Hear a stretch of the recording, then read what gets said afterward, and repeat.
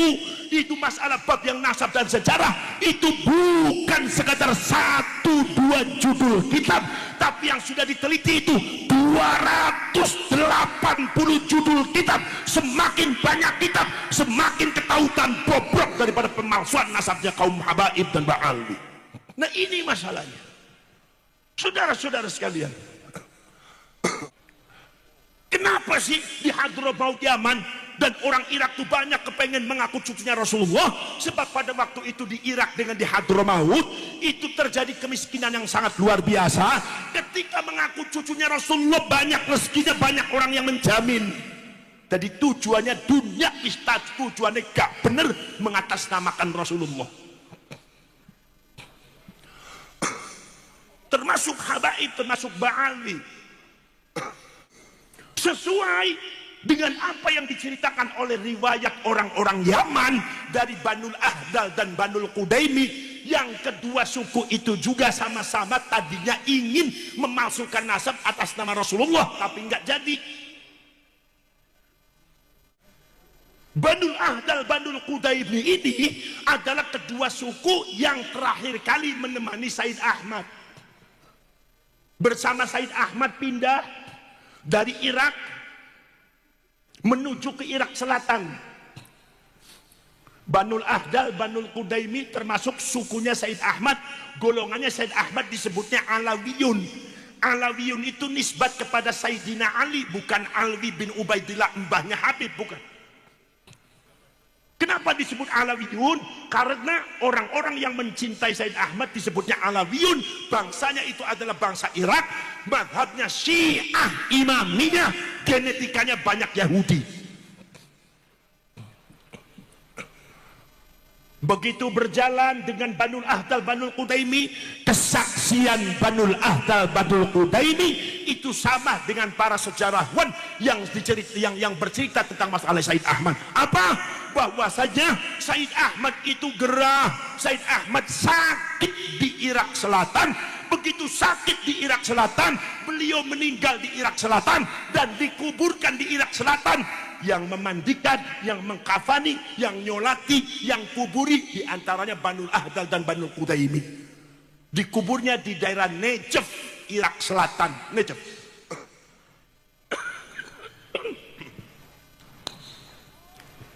Supados panjenengan paham. Begitu sudah dikuburkan di Makmi bersama golongannya Said Ahmad, tanpa Said Ahmad karena Said Ahmad sudah meninggal, tapi golongan Syiah Imamiyah, bangsanya bangsa Yahudi, menuju ke Hadramaut Yaman. Jadi golongan Alawiyun atau Syiah Imamiyah menuju ke Yaman itu tanpa Sayyid Ahmad. Makanya sejarawan mengatakan Said Ahmad tidak pernah pindah ke Hadramaut, tidak pernah pindah ke Yaman, karena meninggal di daerah Najaf.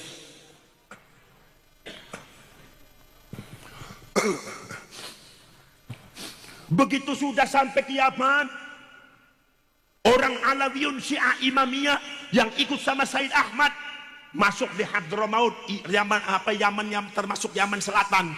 Kemudian saudara-saudara sekalian, kemudian yang lainnya di antaranya Banul Ahdal di kota Son'a, kemudian Banul Qudaimiyah di bagian Yaman Selatan yang lainnya.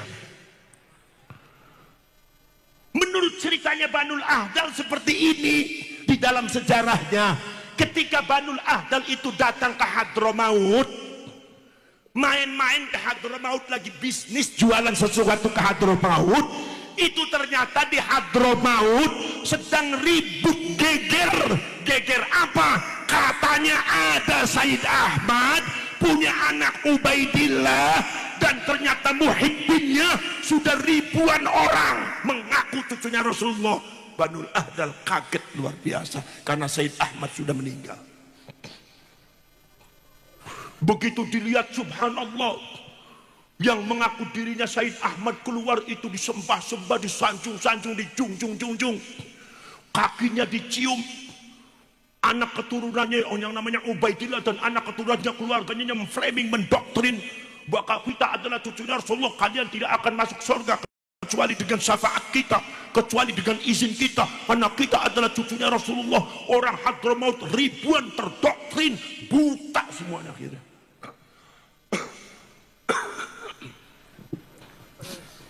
Banul Ahdal kaget karena Banul Ahdal tahu Said Ahmad sudah meninggal. Yang mengkuburkan mereka, yang mengkafani mereka, yang mensolati mereka, kok bisa Said Ahmad ada lagi? Akhirnya kemudian Banul Ahdal memanggil kawannya Banul Qudaimi, datang mengatakan kepada Banul Qudaimi, itu ada Said Ahmad. Mana? Itu katanya Hadramaut ada Said Ahmad. Itu punya murid banyak sekali. Kata Banul Qudaimi mengatakan nggak mungkin Said Ahmad sudah meninggal. Ya tapi kamu kesini aja. Begitu datang betul-betul muhibbinnya sudah ribuan orang.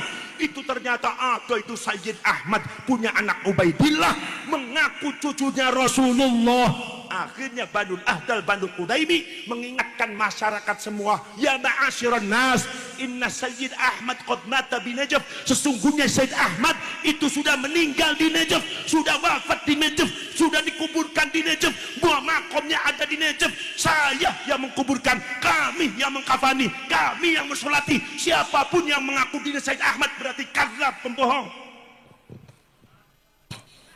Subhanallah. Ternyata doktrinasi daripada Said Ahmad yang palsu itu luar biasa, sehingga akhirnya muhibbin-muhibbinnya marah, lapor kepada Ubaidillah dan Said Ahmad yang palsu itu. Akhirnya dengan kekuatan mereka, karena di Hadramaut sangat luar biasa kekuatannya, akhirnya Banul Ahdal diusir, Banul Qudaimi diusir. Kata Banul Ahdal mengatakan, sehingga fitnah ini sampai detik ini masih ada. Akhirnya di antara Banul Ahdal dengan Banul Qudaimi ada yang mengendap-endap, pengen mengintip sebetulnya siapa sih yang mengaku dirinya Said Ahmad, itu siapa. Begitu akhirnya diintip pura-pura jadi muhibbin. Begitu keluar yang mengaku Said Ahmad, memang orangnya gagah, memang orangnya ganteng, irungnya panjang, jenggotnya bagus. Ibu Ubaidillah jadi orangnya gagah. Begitu subhanallah keluar, orangnya pada sholawat semua kepada kandung Nabi. Akhirnya itu kakinya dicium-cium. Saudara-saudara sekalian, omongan doktrinnya sangat luar biasa. Tetapi kata Banul Ahdal, Banul Qudaimi mengatakan, oh ternyata dia yang mengaku Said Ahmad.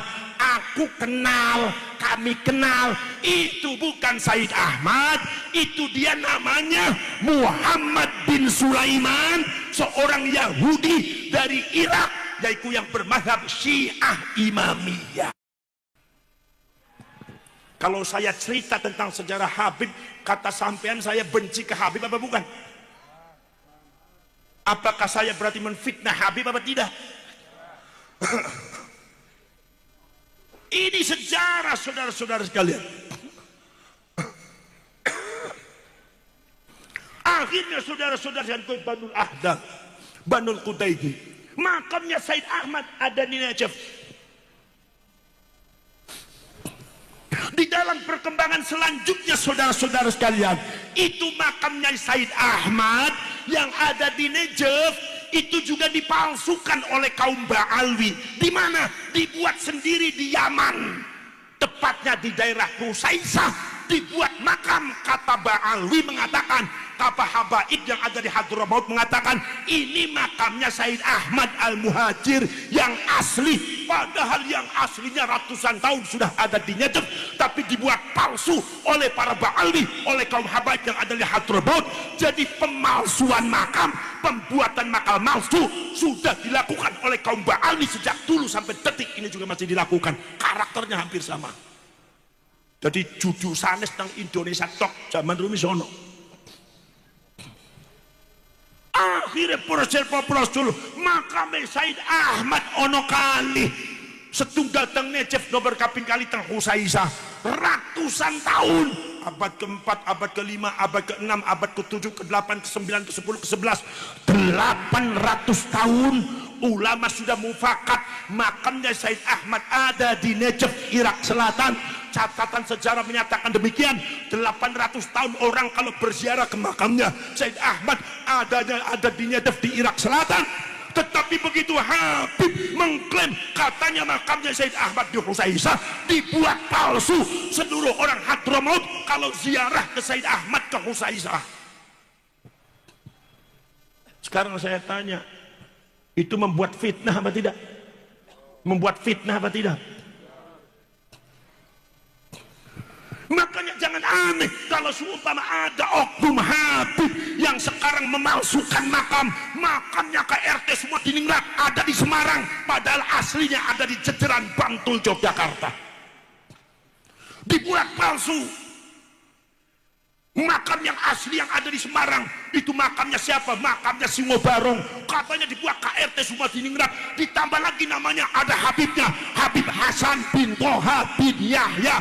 Diselewengkan namanya, dipalsukan makamnya, dibelokkan sejarahnya. Memang keturunan datuk-datuknya memang seperti itu. Gak usah aneh sampean.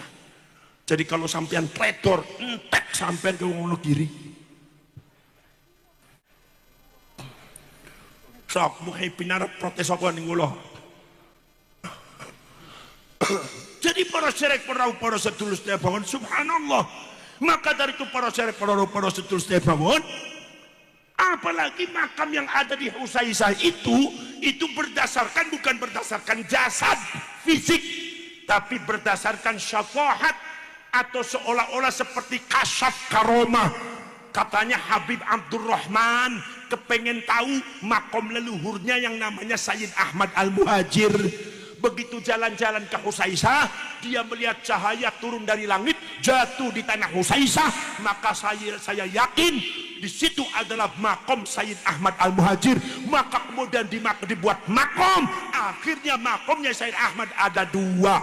Jadi klaim makam yang ada di Husaisah bukan berdasarkan data sejarah, bukan berdasarkan data fisik, tetapi berdasarkan satohat, semacam kasab habaib yang belum tentu benar. Bahkan kata Nakobatul Ashraf, lembaga nasab yang ada di Jordan, para syarif, para said mengatakan cerita itu dongeng dan palsu, tidak bisa dipercaya.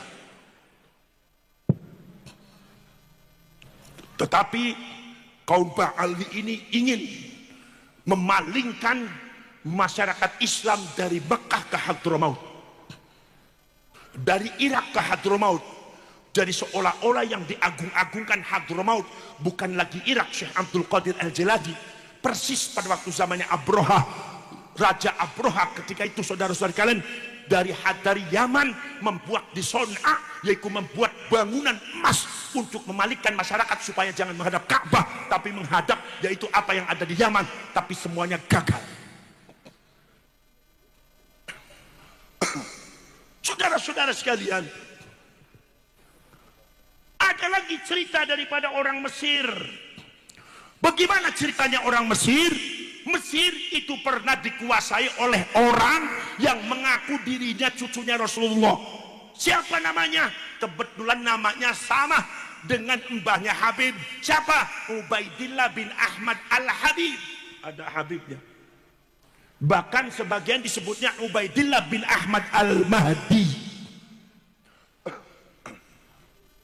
Ubaidillah bin Ahmad Al-Mahdi karena mengaku dirinya Imam Mahdi, itu datangnya dari Yaman. Kebetulan ibunya juga sama dengan Ubaidillah bin Ahmadnya Habib, yaitu pindah ke Madinah. Maka sebagian para sejarawan mengatakan Ubaidillah bin Ahmad Al-Habib yang ada di Mesir adalah kakek buyutnya Ba'alwi Habaib juga sama. Karena datanya sama, sifat karakternya juga sama.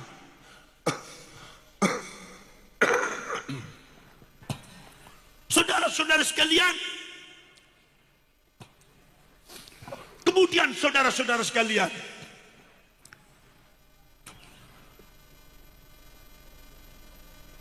anak Ubaidillah bin Ahmad Al-Habib ini itu kemudian yang mendoktrin masyarakat Mesir dengan Afrika, dengan doktrin Dzurriyyatur Rasul, dengan doktrin Ahlu Baitir Rasul. Jadi seolah-olah kalau Allah Subhanahu wa ta'ala bicara Ahlul Bait, maksudnya adalah mereka. Kalau seumpama Rasulullah bicara Dzurriyyatur Rasul, keturunan Kanjeng Nabi, berarti maksudnya adalah mereka. Ini persis seperti habaib. Seolah-olah Ahlul Bait adalah mereka, seolah-olah Dzurriyyah adalah mereka. Sehingga menentang mereka itu sama dengan menentang Rasulullah. Ini doktrinnya mereka seperti itu. Akhirnya masyarakat Mesir tertundukkan semua, masyarakat Afrika lemah semua kekuatannya. Akhirnya ternyata mereka memiliki program terselubung, niat busuk untuk apa? Untuk menguasai Mesir dan Afrika.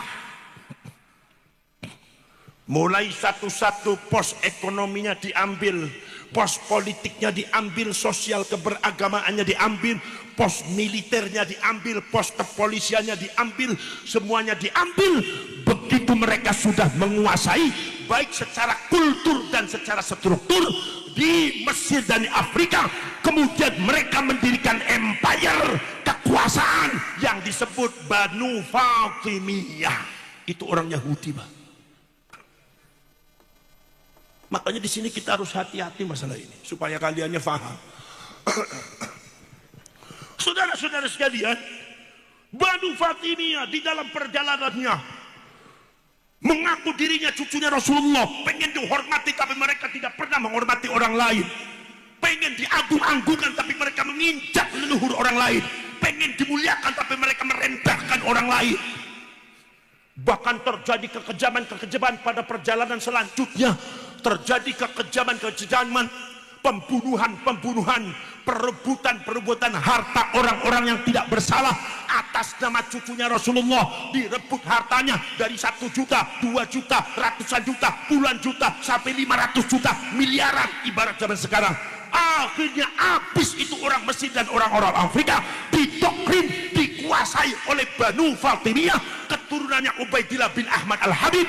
200 tahun hancur Mesir dengan Afrika. Ini jangan sampai Indonesia seperti itu, tuh maksudnya seperti itu.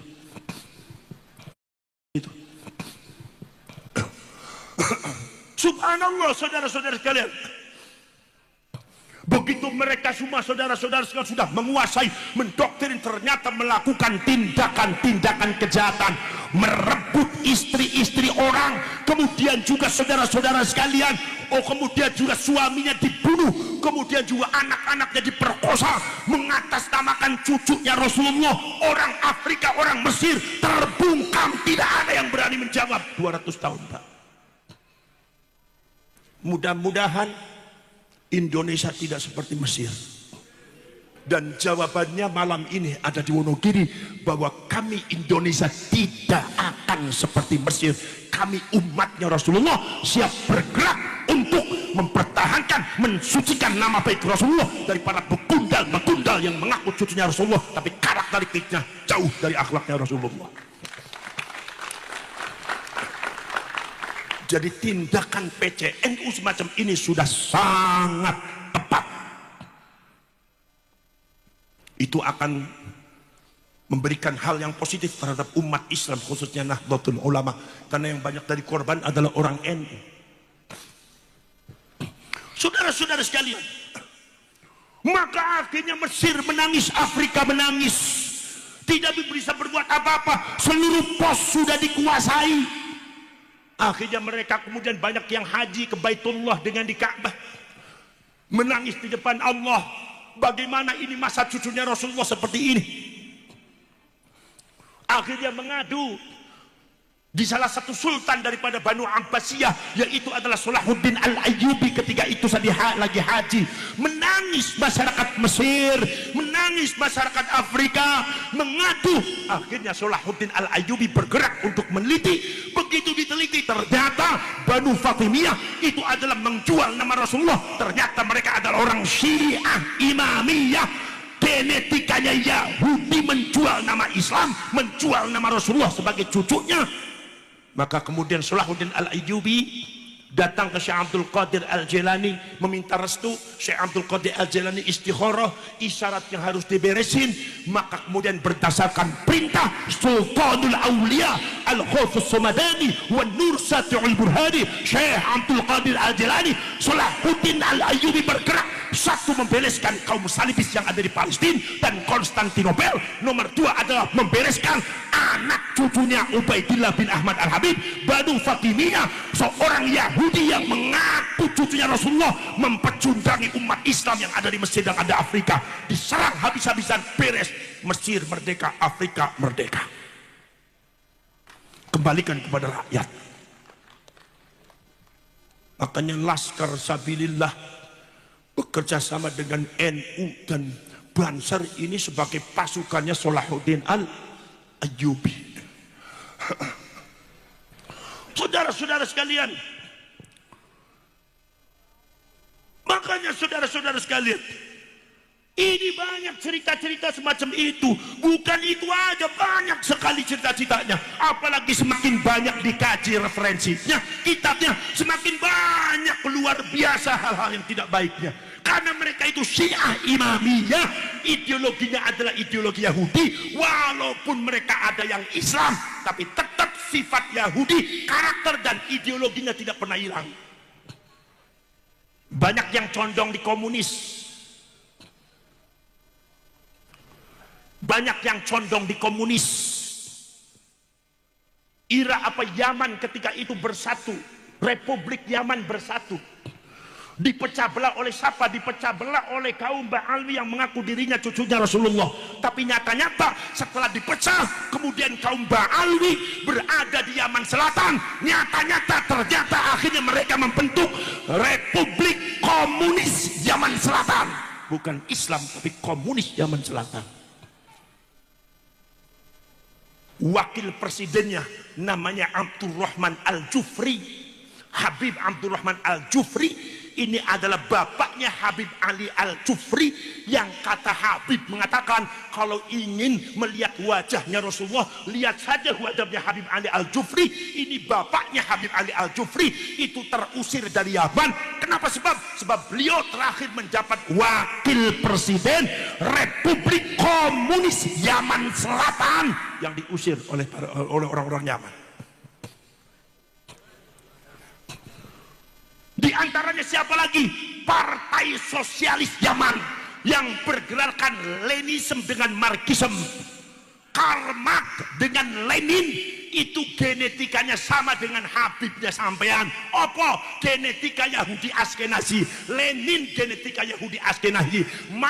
Karl Marx genetika Yahudi Askenazi, termasuk Profesor Dr. Snoek Hogroning Belanda yang menjajah sampean pura-pura jadi Islam, yang disebut dengan menyamarkan dirinya menjadi yaitu Haji Abdul Ghafur, itu juga genetikanya Yahudi Askenazi. Termasuk Van der Berg yang membelokkan nasabnya Wali Songo, juga Yahudi Askenazi. Termasuk Habib sampean Yahudi Askenazi. Mereka sama-sama satu keluarga bergerak di dunia untuk menguasai dunia. Masya Allah, saudara-saudara sekalian. Kemudian saudara-saudara sekalian, di antara lagi adalah ketua Partai Komunis Yaman, Sosialis Yaman, siapa? Namanya Al-Habib Abdurrahman Asghaf. Perdana Menteri Republik Komunis Yaman Selatan siapa? Al-Habib Haidar Abu Bakar Al-Abbas. Mau apa ente? Mau marah sama siapa? Sok, Muhibbin ada yang mau marah. Sok, fakta sejarah itu seperti itu. Bagaimana itu datanya? Klarifikasi. Makanya ada catatan sejarah mengatakan bahwasanya yang memperkenalkan komunis di Indonesia itu bukan orang Indonesia. Di Indonesia itu dulu tidak kenal komunis. Indonesia itu tidak kenal komunis. Komunis itu bukan mazhab asli Indonesia, bukan.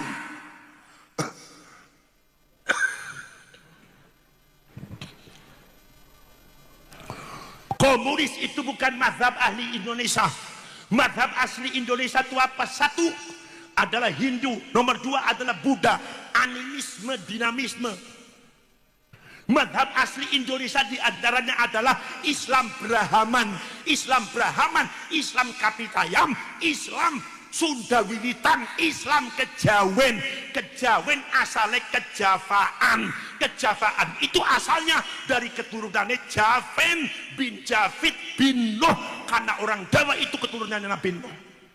Makanya orang Arab apa orang-orang Eropa kalau bilang orang Jawa bukan Javais tapi ono ene Javanis.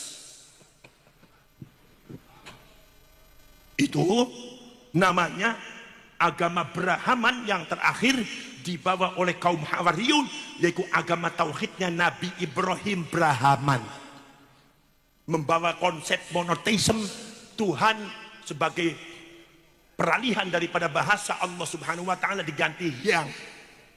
Sebab kalau menyebut Allah maka dibunuh oleh Roma, maka nama Allah diganti dengan yang oleh orang Cina Selatan, Cina kuno. Orang Cina kuno itu menurut Profesor Dr. Kamal Shalibi mengatakan mereka termasuk Banu Israel, maka dari itu adat budayanya pakai gamis. Di sana ada catatan-catatan Nabi Muhammad juga ada, Kanjeng Nabi bakal teka ada, cuma diciri apa dialibasakan Cina kuno, termasuk lafaz Allah diganti dengan yang. Tuhan yang satu tidak diperanakan, tidak punya anak. Tuhan yang satu maha kuasa, pemilik langit dan bumi, dan kita akan kembali kepada Dia. Yang ini adalah bahasa kuno Cina sebagai peralihan dari lafaz Allah. Sebab kalau disebut Allah maka mereka akan dibunuh oleh dibunuh oleh Roma. Maka kemudian ini agama Brahaman ini diperkenalkan, yaitu ada di tanah Sunda, ada di tanah Jawa yang disebut Kejawen, yang disebut Kapitayam, yang disebut Sunda Wiwitan. Maka orang Sunda Wiwitan yang ada di Baduy, Kejawen yang ada di kampung-kampung Jawa, walaupun mereka nggak sholat, tapi kalau tanya Gusti ini sampean sopo, ya Allah. Makanya orang NU dan para wali songo ketika sholat dialihbahasakan menjadi sembahyang, nggak begitu keberatan. Apa sebab? Sebab yang adalah alih bahasa daripada Allah, bahasa Cina kuno, nggak ada bedanya. Curah orang hati ini kadang-kadang sok rese, sembahyang itu Hindu.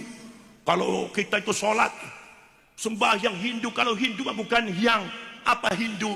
Hindu itu Brahmana, Wisnu dan Siwa. Kalau Buddha, Sang Buddha Gautama nggak ada istilah yang. Kalau disebut Sang Hyang Witiwoso, itu berarti agama Brahman yang dipegang sebelum Hindu dan Buddha, sebelum animisme dinamisme yang datang dari diantaranya adalah dari Cina kuno, yaitu adalah agama tauhidnya Nabi Ibrahim, disebut agama Brahman. Jadi Sunda Wiwitan Kapitayam begitu juga menjadi Kejawen. Ngerti gak ngerti, yang penting mangkut beres. Mungkin apa buatan?